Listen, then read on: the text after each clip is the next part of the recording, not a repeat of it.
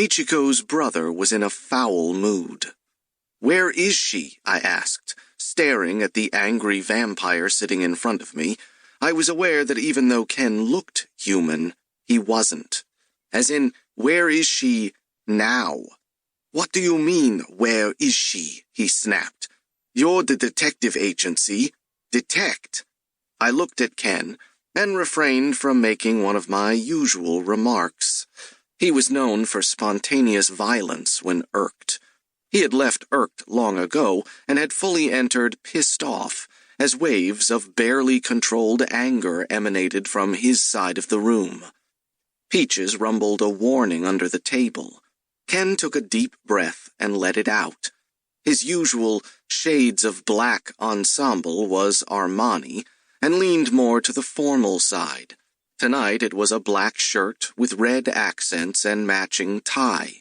The black suit was finished with lightly polished zinnias, black, of course. All this rested under a black Loro Piana trench coat.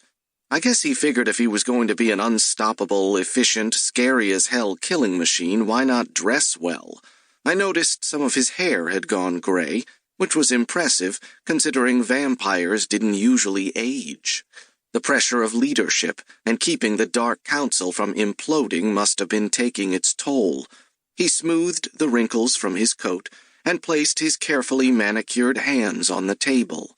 In my experience, vampire fastidiousness was only exceeded by that of mages.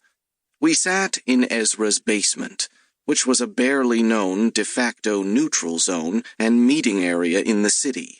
It was used when supernatural heavy hitters disagreed on something, usually the wiping out of all enemies, and needed to have a meeting of the minds without blowing everything to dust.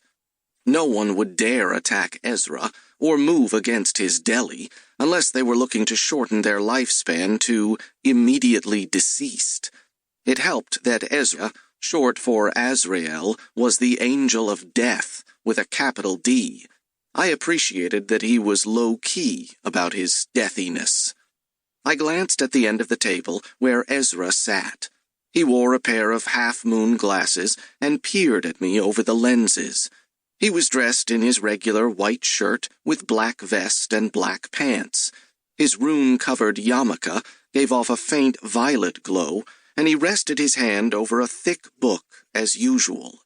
It was easy to confuse him with an elderly scholar, and not the personification of death. The runes and defensive measures in Ezra's made the Randy Rump look like an open-air market. Everywhere I looked, I saw symbols, faintly glowing with a spectrum of colors.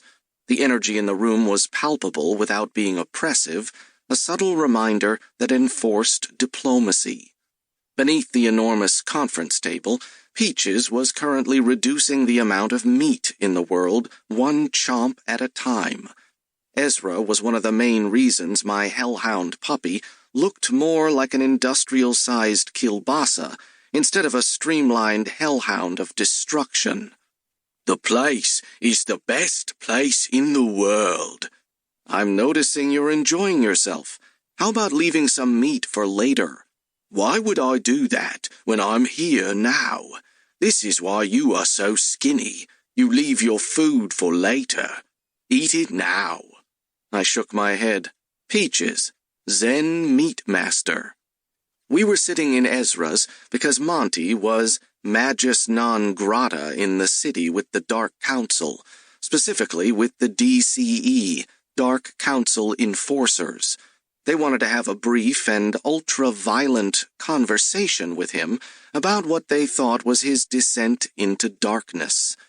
I didn't currently have the Dark Council or any other enforcement agency after me, but I knew that would be short-lived. I worked with a perpetually angry mage and a hellhound with a bottomless stomach. It was only a matter of time, really.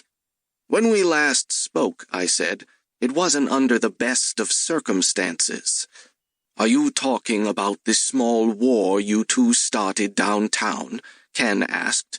"The kill order she placed on your creature, or the erasure she requested for your angry mage?"